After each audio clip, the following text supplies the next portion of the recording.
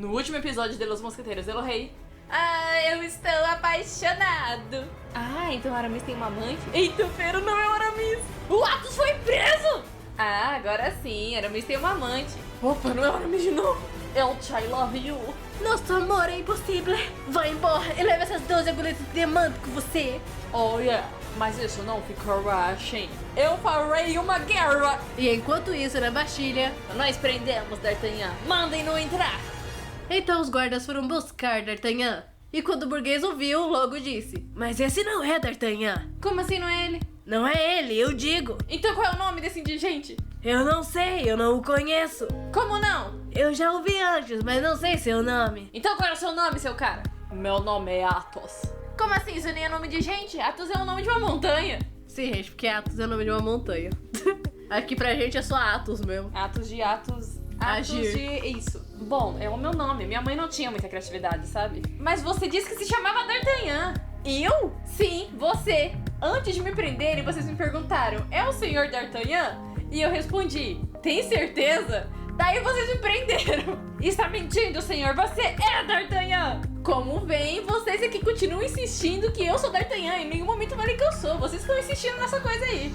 Bem, comissário, D'Artagnan é meu inquilino. E por isso o conheço. D'Artagnan tem uns 19 anos. Já esse homem deve ter uns 30 ou 40 nas costas. Oh.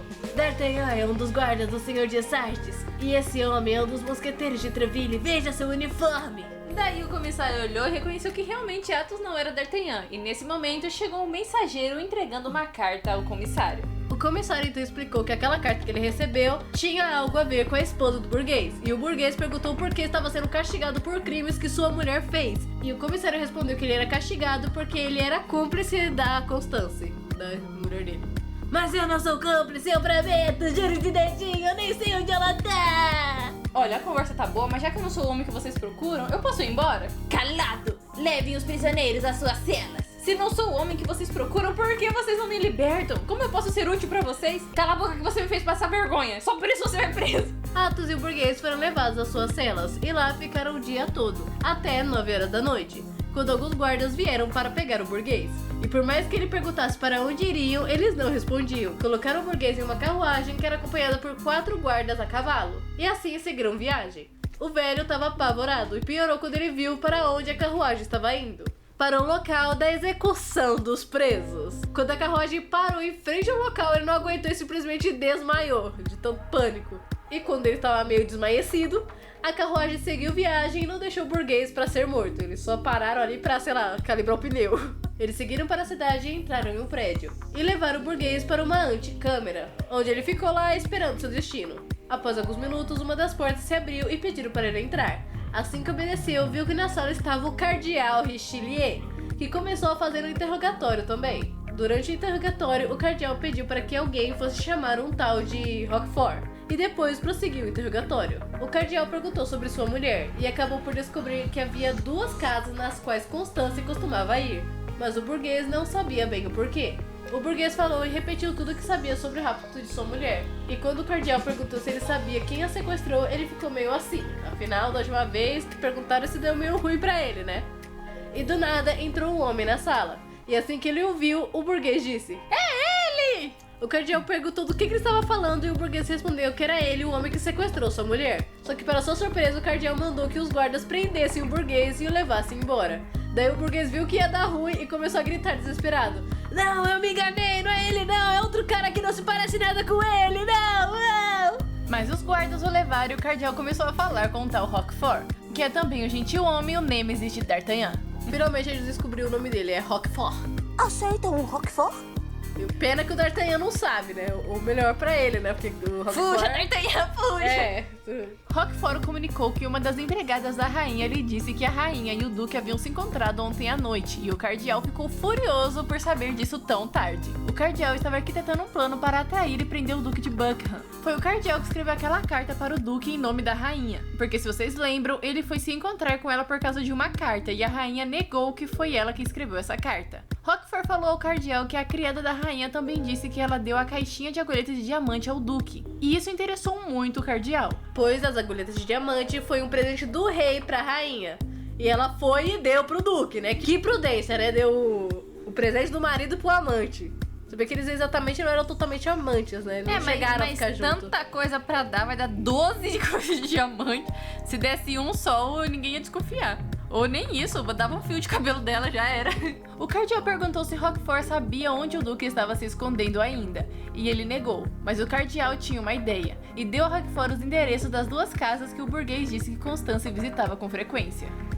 Eles já devem ter ido embora a essa altura, mas leve 10 homens com você e reviste a casa para garantir. Roquefort concordou e saiu da sala, e logo o cardeal pediu para os guardas trazerem de volta o burguês, que chegou já implorando pela vida. Mas o cardeal o surpreendeu ao dizer que sabia que agora ele era inocente, e contou ao burguês um pouco do que a sua mulher fazia, mas sem comprometer muito a sua imagem e o que ele pretendia fazer. Disse apenas que ela estava se encontrando com o Duque de Buckingham e essas coisas. Depois o cardeal se desculpou muito com o burguês, pois havia descoberto que tratou muito mal a um inocente. Como prova de suas desculpas, o deu uma bolsa cheia de moedas de ouro e o chamou de amigo. E, gente, esse negócio de chamar de amigo era tipo... É porque aqui no Brasil, a gente não vê porque você vai na padaria comprar pão, aí a pessoa fala, bom dia, amiga, o que você deseja? Bom dia, meu bem, bom dia, qualquer coisa, no posto de gasolina, onde você vai, as pessoas te chamam por esse tipo de apelido. Então aqui no Brasil não faz diferença, mas... nessa época, e principalmente, né, na Europa, assim, essas coisas, então chamar de amigo quer dizer que você tava, tipo, ali... Nossa, eu não sou um colega, dele. eu não sou conheço. Virei íntimo. Virei íntimo da pessoa. Ele é o meu melhor amigo. Foi isso daí mesmo. Aí, por causa disso daí, dele ter chamado o burguês de amigo, o burguês ficou encantado e muito agradecido ao cardeal. E o cardeal o despediu falando que gostaria de revê-lo em ocasiões não tão embaraçosas ou ruins. O burguês concordou e foi embora feliz da vida enquanto o cardeal pensava. É assim que eu consigo convencer idiotas a darem suas vidas por mim. Então o cardeal voltou a se sentar e começou a ver o mapa de La Rochelle, que é uma cidade da França, e começou a fazer umas estratégias sobre sei lá o quê. Então, tipo, isso, eu coloquei guardas aqui, blá blá dali. E enquanto ele estava fazendo isso, o tal Roquefort voltou e avisou o cardeal que o duque já havia ido embora. E o cardeal ficou com raiva, mas já traçara seu novo plano. Por enquanto, Roquefort, não faça nada. A rainha não deve saber que sabemos de seu segredo. E o duque, ele deve ser pego em Londres. Façamos uma armadilha. Enquanto o burguês, fique de olho nele. Ai!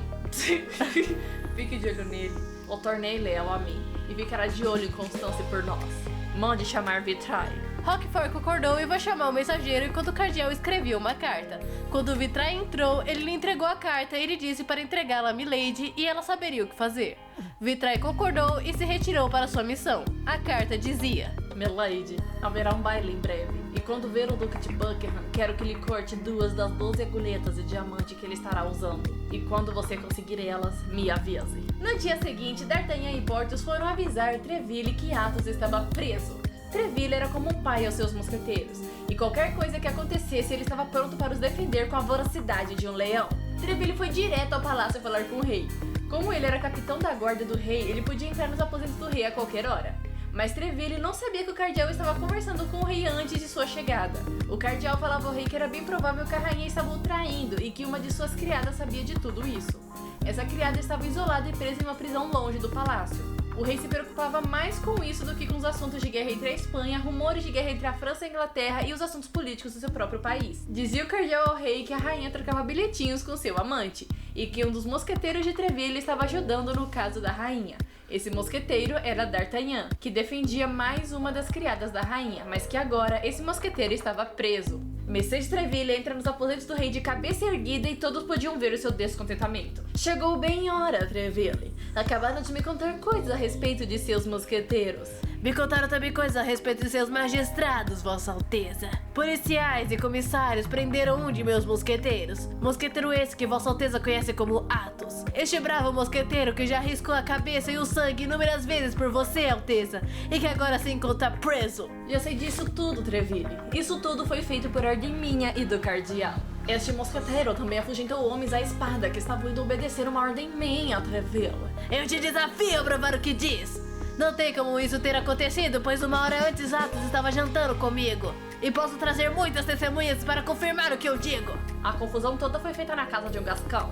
Se refere a D'Artagnan? Me refiro a um jovem que você muito defende, Treville. Defendo mesmo! Esse jovem bem que poderia influenciar o prisioneiro e... D'Artagnan influenciar Athos? Um mosqueteiro que tem o dobro da idade dele? Muito difícil. E também não poderia acontecer, pois D'Artagnan também passou a noite comigo. Ah, agora todos estavam na sua casa, é? Duvida da minha palavra? Claro que não. Mas me responda, que horas D'Artagnan estava na sua casa? Era 9h30, se bem que eu poderia jurar que era mais tarde, mas realmente era 9h30. E quando D'Artagnan saiu, era 10h30. O cardeal começou a ficar enfurecido, pois quando houve todo o alvoroço era por volta das 9 e 10 horas, e segundo Treville, D'Artagnan estava em sua casa. O cardeal não podia provar nada contra os fatos e argumentos de Treville, mas mesmo assim diz: mas mesmo assim, Athos foi visto na casa de D'Artagnan. É crime um amigo ir visitar o outro amigo agora? É crime quando a casa que se vai visitar é suspeita. Você não sabia que essa casa é suspeita, Treville? Sinceramente, eu não sabia, majestade. Mas tenho certeza que o que a torna suspeita não é a casa de D'Artagnan, e sim as outras habitações ao redor da moradia do jovem D'Artagnan. E como resolvemos isso agora? Você que deve julgar. Mas eu julgaria que o mosqueteiro é culpado. Mas eu nego! Mas afinal, Vossa Alteza tem juízes. Deixe que eles decidam. Mas isso seria muito triste, pois Athos é um bom homem, um homem justo. E tenho certeza que todo o exército vai ficar insatisfeito quando saber disso. Fique na tua, Treville, fica quieto. Pra que tanto algazarra por causa de um mosqueteiro? Um mosqueteiro! Se eu quiser eu prendo 10, prendo 100, prendo 1000, até todos os mosqueteiros se eu quiser. E eu não admito nenhum tipo de comentário, tá ouvindo? Credo, majestade. Se eles parecem suspeitos pra você, Alteza, então realmente são culpados. E é por isso que me vê aqui, pois eu estou pronto para lhe entregar a minha espada e o meu cargo. E eu estou pronto para ser preso junto com Athos, pois tenho certeza que o cardeal irá acabar me acusando, assim como acusou o Athos. E tenho certeza que em breve irá acusar D'Artagnan e o mandar prender também. E depois o Aramis, e depois o Porthos, e depois toda a Grã-Bretanha. A Grã-Bretanha! A França, a Grã-Bretanha! Treville, você é muito teimoso, seu gascão. Porque sim, Treville também era gascão. O que você quer pra acabar logo com isso? Ordene que solte meu mosqueteiro, ou que o julgue. E ele será julgado! Então eu peço a permissão do rei para ser testemunha de Athos e o defender. Você jura por meu pai, Treville, que Athos estava com você e que ele é inocente? Juro pelo seu pai e pelo senhor e pelo meu dedo mindinho. Meu bravo Athos é inocente. Alteza, se soltarmos Athos, não poderemos saber a verdade que tanto queremos. Athos estará sempre disposto e disponível quando quiser interrogar. Não precisa que ele fique algemado. Pode ordenar, majestade. O que faz é um ato de graça. O cardeal é o filho da mãe, meu. Tipo assim, na cabeça dele, eu que sou o rei. O outro é só meu fantoche. Então quando ele fala assim, pode ordenar, majestade. Então é tipo assim, eu que tô ordenando você a ordenar. É. Tipo, ele é muito filho da mãe. Ordenar que meu mosqueteiro seja livre não é um ato de graça, é um ato de justiça. O rei então assinou uma carta ordenando que soltasse Athos. Treville pegou a carta e já se retirou, pois tinha medo que o rei mudasse de ideia. E também tinha certeza que em breve o cardeal iria armar algo para se vingar dele, mas agora não importava, pois estava indo soltar Athos. Quando Treville saiu dos aposentos do rei, o cardeal lhe disse: você sabia, majestade, que o Duque de Buckingham esteve aqui em Paris por 5 dias e só foi embora hoje de manhã?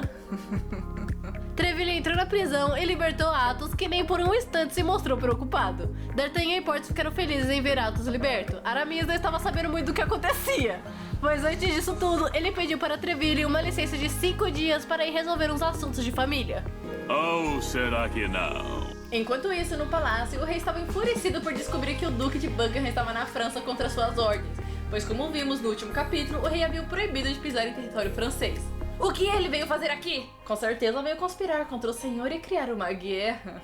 O cardeal soltou essa, mas o rei não acreditava muito nisso não. Na verdade, como eu te disse, o rei estava com muito mais medo de ser traído pela mulher do que de uma guerra. Ele tinha praticamente certeza que a rainha e o duque eram amantes, e isso o deixava furioso. Na verdade, esse pensamento de ser traído pela mulher não era originário do rei. O rei Luís XIII era meio que inocente demais, e o cardeal era muito esperto.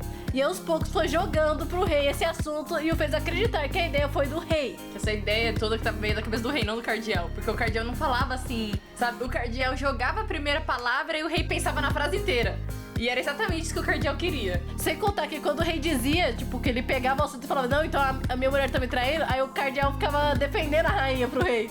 Não, ela ficava inocentando a rainha, era mais ou menos assim, ó. Assim, majestade, não querendo dizer nada, sabe? Mas naquela noite que a rainha estava no jardim, Você não acha que foi meio estranho? Sei lá, né? Vai que ela poderia estar se encontrando com alguém, talvez até uma amiga. Minha nossa! A rainha encontrou alguém no jardim, algum homem! Minha nossa, majestade, como você pode pensar algo assim da rainha? Mas foi você que disse. Eu? Eu nada. Foi você com sua mente brilhante que pensou isso sozinho, majestade. Eu nunca pensaria isso. Eu mesmo não teria tanta inteligência. Você realmente tem motivos para se preocupar. Eu não teria percebido isso. Pra mim, ela tava indo se encontrar com uma prima. Era tipo isso. Era tipo isso. Então meio que o cardeal fazia a cabeça do rei sem o rei perceber. E parecia que o cardeal era muito inocente nisso, tudo aos olhos da vossa majestade. Minha mulher andou escrevendo uma carta pela manhã e sei que ainda não foi enviada para seu destino. Eu quero aquela carta. O rei já havia mandado revistar a rainha antes, mas nada conseguiu achar. Mas ele queria porque queria saber de uma vez por todas se a rainha o traía com o duque ou não. Sendo assim, o cardeal pediu para que o rei permitisse que um dos homens do cardeal investigasse novamente e descobrisse onde estava aquela carta. Fingia estaria revistando o celular da rainha, o WhatsApp da rainha. O rei permitiu, e depois de uma breve procura no quarto e na escrivaninha da rainha, o homem nada achou, mas depois de revistar a própria rainha, encontrou a carta que ela escondia no seu vestido e a levou até o rei. A carta, não a rainha. A rainha ficou pálida e já sabia que a desgraça viria por aí. É, porque a rainha, tipo, por mais que ela era uma rainha, ela poderia ir presa, poderia matar ela e, né, poderia fazer mil e uma coisa com ela. É porque ela também não era originária da França, ela era da Áustria, né? Aí, tipo, A ela Áustria tava... que também era irmã, sei lá, do rei da Espanha, então, tipo... É que na monarquia o rei exerce muito mais poder que uma rainha. Aí ele pegou esse tipo, vamos dizer, ele podia matar ela, assim. Continuando. Ia ficar mal falado? Ia, mas ele podia. O rei rapidamente pegou a carta e a leu, mas para seu alívio não tinha nada sobre romance. Era uma carta enviada ao irmão da rainha, o rei da Espanha, pedindo para que a Espanha e a Áustria pedissem ao rei que se o cardeal não fosse deposto do cargo de ministro, guerra seria feita contra a França. O rei ficou mega aliviado e deu a carta para que o cardeal lesse também. E logo o cardeal disse que se assim fosse, ele poderia deixar o cargo de ministro, pois não queria a guerra. Mentiroso! Eu já queria que o rei olhasse, tá bom. Gente, o cardeal... Não, esse negócio do cardeal, ele parece bonzinho, mas não é, não, gente. Ele não é, ele se faz. Então, gente, o cardeal, ele já era muito, muito ruim por natureza. Todo mundo, quem conhecia mesmo ele, sabia que ele era ruim. E ele chegou ao cargo que ele tá, de ministro de coisa e até de cardeal, sendo ruim. Passando os outros pra trás, por isso que ele tá no cargo alto. Deixe disso, cardeal. A rainha é sua inimiga e agora é minha inimiga também. E se é guerra que ela quer, eu... Oh, não, majestade. A rainha ama tanto o senhor. Ela apenas me odeia. Não seja esse motivo para você odiar também, majestade. Peço que faça as pazes com ela. Mas ela está sendo tão difícil. Ah, por favorzinho. Tudo bem, tudo bem. Mas como eu vou fazer isso? Depois da revista, ela deve estar furiosa comigo. Bem, senhor, a rainha é muito festeira. Por que não faz um baile para que ela se sinta melhor? Eu não sei. Eu não fico muito à vontade em festas. Ah, mas é pra agradar a rainha. Além disso, como prova de que fizeram as pazes, por que não pede para que ela use as 12 agulhetas de diamante que o senhor deu para ela de presente? Ela ainda não teve a oportunidade de usar elas, não é? Sim, vou pensar nisso, parece uma boa ideia. Após alguns momentos pensando, o rei foi tentar fazer as pazes com a rainha, que estava ainda abalado com o que aconteceu e não queria muito falar com o rei. Mas depois de um tempo vendo o quanto que ele estava tentando se entender com ela e que não estava bravo pela carta, ela acabou cedendo e fazendo as pazes com ele também. O rei então lhe falou da festa e a rainha amou a ideia. E já não tinha mais raiva do rei, mesmo que seu coração ainda estivesse bem machucado e magoado. Ela então perguntou quando seria a festa e o rei disse que precisava ver com o cardeal sobre isso. Porque como a gente disse, o rei não tinha pensamento próprio, ele tinha que perguntar pro cardeal. Quando o rei perguntou ao cardeal que dia deveria fazer a festa, ele ficava se esquivando. E assim ficou por muitos dias até receber a carta que esperava de Milady. Milady dizia que havia conseguido pegar as agulhetas, mas que ficava sem dinheiro e que precisava de dinheiro para voltar para a França. O cardeal começou a fazer seus cálculos. Seriam 5 dias para o dinheiro chegar lá, e mais 5 dias para que ela conseguisse voltar para a França. Ainda deu mais 2 dias de atraso caso houvesse algum contratempo. E assim falou ao rei que poderia fazer o baile dali a uns 12 ou 13 dias. E relembrou o rei de que deveria pedir à rainha para que ela usasse as agulhetas de diamante. Não se esqueça das agulhetas de diamante, viu, majestade? Senão o meu plano... quer dizer...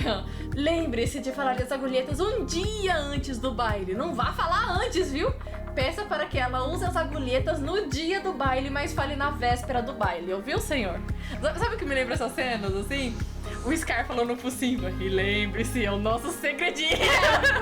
O rei estranhou essa insistência do cardeal por causa das agulhetas e pensou que havia algo ali que ele não sabia, e isso incomodou muito. Mais de uma vez o cardeal mostrava que sabia mais da vida pessoal do rei do que ele mesmo, e ele não queria que isso acontecesse de novo. Sendo assim, ele foi conversar com a rainha e avisou que o baile havia sido marcado. E não se aguentando mais, disse para a rainha para ela usar as agulhetas de diamante no dia do baile. A rainha ficou branca. O rei percebeu seu desespero, mas não conseguia ligar a reação dela com qualquer outra coisa suspeita. Então Ela é boa, né? Tipo, ela ficou branca, mas como assim? Sabe o que ele deveria fazer? Não era Me mostra agora, então. Tipo, e falando nisso, vamos ver aquelas suas agulhas de diamante, vamos ver se fica legal aqui. Aí, não! Você está bem, senhora? Sim. Você usará as agulhetas como pedi? Sim. No dia do baile? Ui. Combinado então, tá bom? Mas quando será esse baile? O cardeal falou que em alguns dias. O cardeal? O baile foi ideia do cardeal? Foi sim. E eu usar as agulhetas também foi ideia dele? Sim, algum problema? Não, claro que não. O rei saiu e a rainha ficou desesperada e começou a chorar. Não havia nenhuma possibilidade de sair daquela enrascada. O cardeal sabia do que aconteceu, sabia que ela deu as agulhetas ao duque, e isso só podia significar que uma de suas criadas a havia traído. Como ela poderia agora confiar em alguém para ajudar naquela situação, então, se todo mundo traía ela? O duque já deveria estar em Londres naquela altura. E ela não poderia pedir para que ele devolvesse as agulhetas. Se brincar, nem ia dar tempo. Ela estava completamente perdida. Mas enquanto ela chorava as pitangas, ouviu Constância perguntar se estava bem. Olha pro meu estado! Eu tô bem, eu não tô! Constância fora essencial para o plano de encontro com o duque, mas depois do que aconteceu não sabia se ela ainda era confiável. No entanto, Constância lhe jurou lealdade. Ele disse que ela sabia de tudo o que acontecia, pois ela meio que ficou ouvindo a conversa do rei com a rainha, né? Eu ajudarei a sair dessa enrascada. Escreva uma carta ao duque pedindo as agulhetas de volta e eu lhe entregarei essa carta. Mas se descobrir essa carta, isso será um atestado de minha morte. Sim, mas lhe prometo que nunca irá em mãos erradas. Pode confiar em mim. Mas como você levará essa carta até Londres? Meu marido é burguês e confia cegamente em mim. Ele levará a carta sem nenhum questionamento, majestade. A rainha ficou um pouco receosa, mas não tinha muito o que fazer não, então ela concordou. Aí ela foi e escreveu a carta e entregou a Constância, que correu para sua casa. Fazia 8 dias que ela não revia o marido, o burguês. Desde que ela foi raptada, apenas sabia o que lhe aconteceu e soube que ele foi solto, mas não o reencontrou esse tempo todo. Pois é. Ela soube que ele foi pra Bastilha e que foi solto, mas ela não sabia de mais nada. E enquanto pensava sobre seu marido, começou a pensar em D'Artagnan. Afinal, ele era bonito. E no uniforme de guarda ficava ainda mais bonito. Imagina então usando o uniforme de mosqueteiro, ia ficar tão mais bonito. D'Artagnan era gentil, inteligente e muito amoroso. Um verdadeiro gentil homem. Mas logo deteu os pensamentos ao chegar em casa. E lá encontrou com seu marido. E por mais que tudo que ele passou foi por causa dela, ficou feliz em revê-la. Mas para a surpresa dele, ela não estava pensando em fazer as pazes com ele, e sim lhe pedir um favor. Nossa, é assim que vem chegando? Nem diz um oi. Primeiro, me faça esse favor, por favor. Que tipo de favor? Preciso que você vá a Londres para mim e... Eu? A Londres? Constância estranhou como seu marido se tornou desconfiado. Antes do rapto, ele aceitaria de bom grado lhe fazer o favor e nem lhe perguntaria o que era. Mas depois da conversa com o cardeal, ele mudou e ficou muito desconfiado, se recusando a fazer alguma coisa sem que ela lhe explicasse o que estava acontecendo. Por que não quer fazer? Porque o cardeal me falou sobre você. O cardeal? Você falou com o cardeal? Sim, na verdade eu e ele viramos best friends. E ele me deu esse saco com muitas moedas de ouro, tá vendo? Tô rico! Amigo? O cardeal não tem amigos, só subordinados. E ele está arquitetando contra a rainha, minha ama. Prefere ficar do lado da rainha ou do cardeal? Do cardeal, afinal ele é meu amigo. E exerce mais poder que a rainha. Tá tirando com a minha cara. Você precisa me ajudar. Não vou te ajudar. Eu não acredito que está fazendo isso. Eu achei que fosse um bom homem. Se você não ir agora para Londres, mandarei prender-te na Bastilha por ordem da rainha. Faça isso e eu mandarei ele prender por ordem do cardeal. Daí vamos ver com quantos paus você faz um taco de beisebol. Aí eu perdi no argumento. Até porque, gente, o cardeal mandava mais do que a rainha assim, e às vezes até mais do que o próprio rei. Então, né, o negócio ia azedar. Por isso que tinha briga dos mosqueteiros sobre quem era mais importante, o rei ou o cardeal. Bem, se não tem nada mais pra me dizer, querida, eu preciso encontrar com um de meus amigos. Então, Tchau, bari to the field. E o burguês saiu deixando sozinha enquanto ia encontrar com o Roquefort, que virou um grande amigo do burguês, principalmente depois que esclareceram as coisas sobre o rápido de Constance. Constance então ficou perdida. Em quem agora iria confiar a carta? A rainha estaria perdida e acharia que ela era uma traidora por não cumprir o que prometeu. Ela definitivamente queria esganar o marido por ele ter se tornado leal ao cardeal de uma hora para outra. Ela nunca gostou muito do marido, mas agora o odiava com todas as suas forças. E enquanto pensava isso, ouviu um som no telhado junto com a voz de D'Artagnan que lhe dizia: Senhora Bonacieux, abra a porta que vou descer para vê-la. Quando D'Artagnan entrou pela janela, abriu a porta, ela vai abrir a janela. Ela levantou pra abrir a porta e D'Artagnan pulou a janela. Ele não se aguentou. Tá, mas ele entrou pela janela. Pois é. E ele disse assim pra Constance: Ah, minha senhora, me permita dizer que você tem um péssimo marido. Você ouviu a nossa conversa? Do início até o fim. Tudinho! Tudinho! E o que entendeu sobre a conversa? Tudo. Primeiro, que seu marido é burro, inocente e estúpido. Segundo, que você está em apuros. E eu estou pronto, até para me lançar no fogo por você. E me ofereço por inteiro para ir a Londres e resolver o assunto que tanto lhe chateia, bela Constance. E que garantia me dá que conseguiria concluir essa missão? O meu amor por você será garantia. Vamos, querida. É só ordenar e farei tudo o que for preciso por você. Eu irei atrás de você como o cachorrinho. Parece um Cryder mesmo lá que a gente fez na paródia da Leiterson. Será que realmente devo lhe confiar isso? Sim! Então, me conte o seu segredo. E não importa o quão ruim e terrível seja, você pode confiar esse segredo a mim. Mas esse segredo não é meu. Não posso lhe contar. Mas você ia contar esse segredo pro seu marido, não é? Sim, isso ia ser terrível. Mas pode confiar em mim, porque eu te amo. Você que tá dizendo. Mas eu sou um homem galante. Tô vendo. E sou muito valente. Disso eu tenho certeza. Neste caso, me põe à prova e você terá certeza dos meus sentimentos e de tudo que eu digo. Certo. Mas você precisa jurar que... Juro, senhora. Juro que se me emboscarem, nada saberão de mim. E antes morrerei do que contar este segredo. Sem mais nenhuma saída, Constance resolveu acreditar e confiar em D'Artagnan. Então Constance lhe contou tudo o que era para se contar. Vou partir agora, querida. Como assim? E os homens que escolheu para te ajudar? Eu esqueci. Mas como conseguirá permissão para ficar tantos dias fora? Não se preocupe, minha querida Constance. Isso eu consigo fazer. Certo.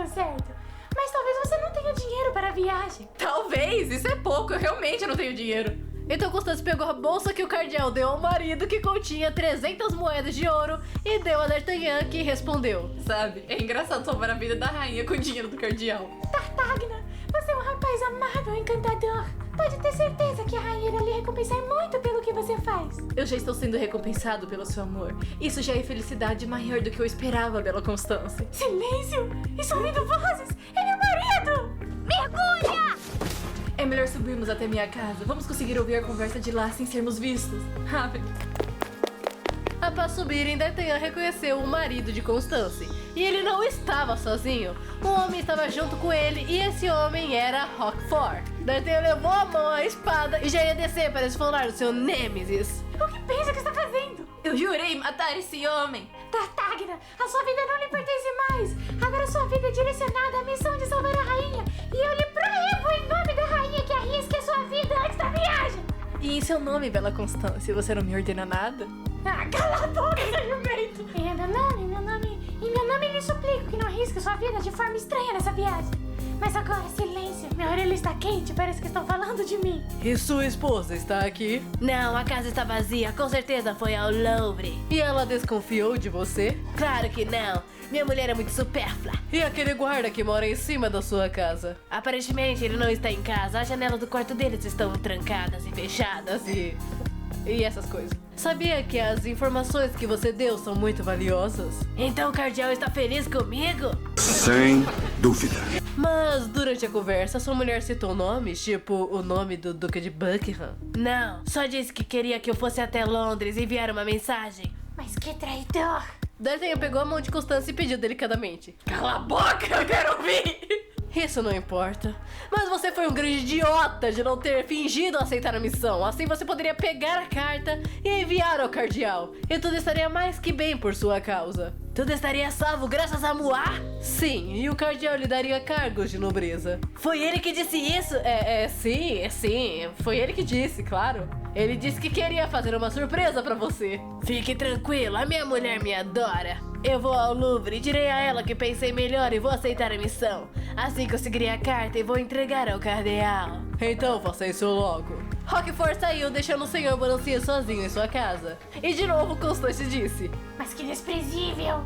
E D'Artagnan mais uma vez pediu silêncio e lhe apertou mais a mão. E um grande grito fez os dois tremerem. Não era o grito da Constance de apertar a mão, tá? Eu tinha pensado a primeira vez que eu li. Ai, D'Artagnan! Era outro grito. Um grito que falava assim: Oh não! Meu rico dinheirinho! Roubaram meu rico dinheirinho! O burguês senhor Balancier saiu gritando pelas ruas sobre o seu dinheirinho roubado até chegar ao seu destino, o Louvre. Agora que ele se foi, é a sua vez de partir, D'Artagnan. Tenha coragem e, acima de tudo, prudência. Lembre-se de que está fazendo tudo isso pela rainha. Pela rainha e por você, Constance. Quando eu voltar, serei digno do seu amor. Constance ficou vermelha e isso bastou de resposta para D'Artagnan. Ai, para! D'Artagnan lhe sorriu e partiu. Constance ficou vendo D'Artagnan se afastar, sentindo grande amor e ternura pelo jovem rapaz. Mas também não deixou de temer por sua vida e pela vida da rainha. D'Artagnan chegou à casa de Treville pedindo uma audiência, dizendo que o assunto era muito sério. Treville veio rapidamente falar com o jovem Gascão. Mandou me chamar, meu jovem amigo. Sim, senhor, é um assunto sério. Trata-se da honra e talvez até da vida da rainha. O que quer dizer com isso? É um segredo, senhor. E eu espero que guarde esse segredo com a sua vida. Mas eu preciso lhe contar, porque só assim você poderá me ajudar nessa missão. Esse segredo é seu? Não, é da rainha. Ela te deu permissão para me contar? Não. Não pode me contar esse segredo, então. Porque assim você irá atrair a confiança da pessoa que te contou esse segredo. Mas se eu não contar pra você, você não vai poder me ajudar. Guarde bem esse segredo e me diga o que deseja e eu lhe ajudarei. Preciso que você consiga uma licença para mim de 15 dias de afastamento vindo do meu chefe, seu cunhado, o Sr. Dessarts. Para quando quer essa licença? Esta noite, senhor. Vai embora de Paris? Sim, eu vou em uma missão. E pode me dizer aonde vai? Vou para Londres. E vai sozinho? Sim. É engraçado que ele não me conte nada. Eu tremi só perguntando. E vai sozinho? Sim, senhor. Alguém vai tentar te impedir? Tenho certeza que nesse momento o cardeal já está sabendo disso por causa de um burguês safado. E que ele tentará de todos os meios impedir de eu chegar a Londres. Nesse caso, você nem conseguirá chegar ao cais. Vão te assassinar antes. Estou disposto a dar minha vida para cumprir o meu dever. Dará a sua vida, mas a missão não será cumprida. Ih, não é que é mesmo? Escute o que eu lhe digo. É necessário 4 para que apenas um chegue ao destino. Tem razão, senhor. Você conhece Athos, Porthos e Aramis e sabe que posso contar com eles. Mas eles não vão querer saber sobre esse segredo? Nós 4 juramos confiança cega um com o outro e dedicação por toda a nossa vida. Neste caso, vou conceder a cada um deles uma licença de 15 dias. Vou escrever uma licença para que Athos vá à praia e descanse de seus ferimentos, que ainda não curaram inteiramente. E para os outros, bem, vou escrever que eles acompanhem Athos, porque eles são bons amigos inseparáveis. Obrigado, senhor. Antes de ir, escreva uma carta ao seu chefe sobre a sua licença de 15 dias. E eu entregarei ao Sr. Dessartes. E antes que dê 2 da madrugada, você estará com a sua licença. Você e os mosqueteiros. Vou mandar que envie a licença, cada um para a casa de cada um. A minha carta, mande que entregue na casa de Athos, por favor. Fique tranquilo. Adeus, D'Artagnan, e boa viagem. Ah, você tem dinheiro? Tenho sim, senhor. Tenho 300 moedas e D'Artagnan chacoalhou o Saco de dinheiro. É, isso daí mesmo. Aquele barulhão. Minha nossa, com esse dinheiro você dá a volta ao mundo. Traz o troco, viu?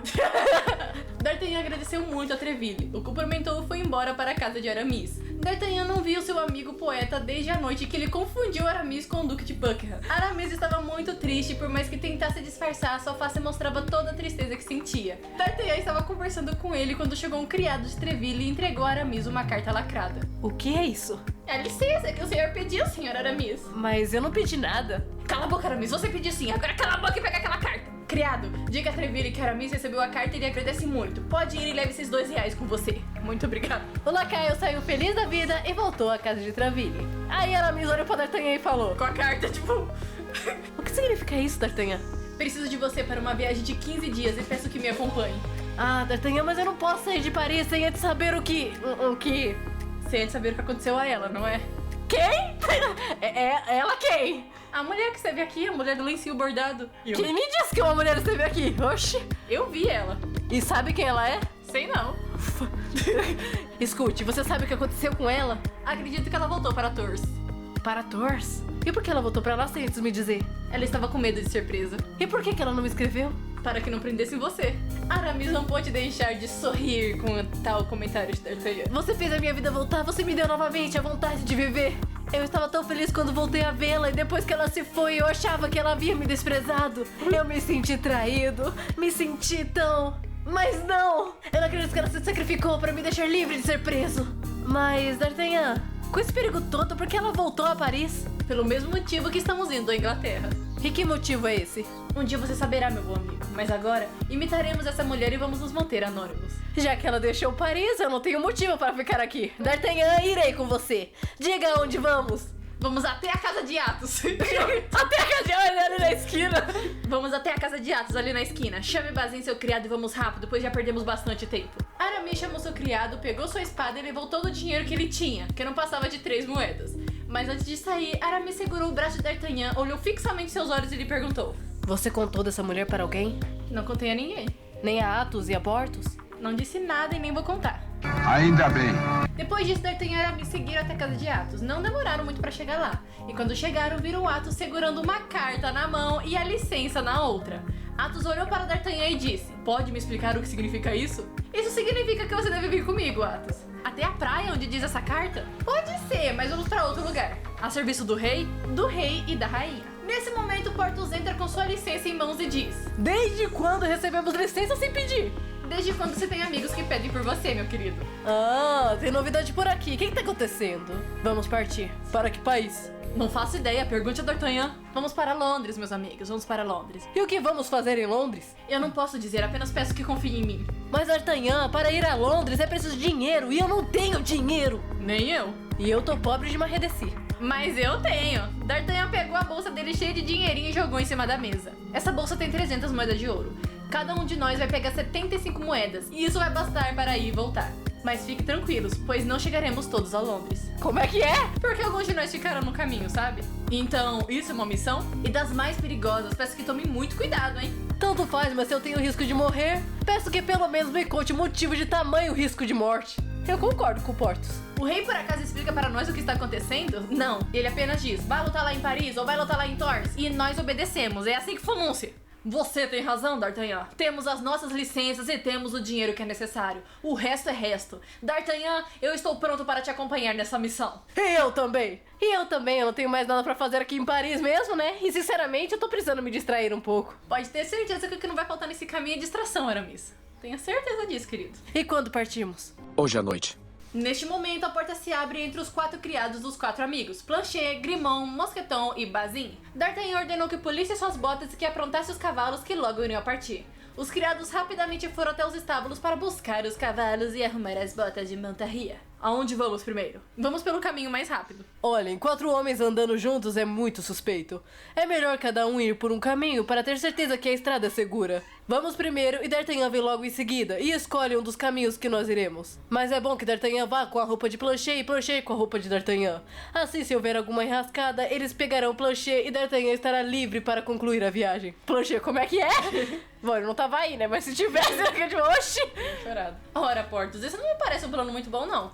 Eu tenho uma carta nessa minha bolsa. Esta carta tá lacrada e eu não posso fazer 3 cópias dela para dar a cada um de vocês. Temos que viajar juntos. Se eu morrer, um de vocês pega a carta e a leva. E se essa pessoa que se tiver com a carta morrer, a outra pessoa pega e continua a viagem e que seja assim até o último homem. O que D'Artagnan falou está certo. Eu concordo com você e estamos aqui com as nossas licenças e a minha carta de Treville. Se alguém nos parar, é só mostrarmos as licenças. E se alguém nos atacar, nós lutaremos. Mas mesmo assim, é melhor equiparmos os criados. Temos que estar preparados para tudo. Olha, Athos, você não fala muito, mas quando resolve falar, só fala coisas grandiosas. Eu sou a favor do seu plano. E você, Porthos? Eu concordo se D'Artagnan concordar. Ele é o portador da carta e isso faz dele o chefe da missão. Eu concordo com o plano de Athos e resolvido assim, vamos nos apressar, pois vamos partir daqui a meia hora. Dito isso, cada amigo pegou 75 moedas, se equiparam seus criados e partiram. E assim acaba esse episódio. Será que eles conseguirão? Descubra no próximo capítulo. Estes são eles, los mosqueteros de los rey. Y D'Artagnan no queda Gascoña, y soy ese mosquetero. segredos que o fazem sofrer. Estes são eles, os mosqueteiros de los Rey. Portos que é muito mais que namorado e é muito vaidoso. E o poeta Aramis, que não sabe o que quer. E é para uma simples joia decidir o futuro de um país. E tudo está nas manos destes 4 bravos heróis. Estes são os mosqueteiros de los Rey.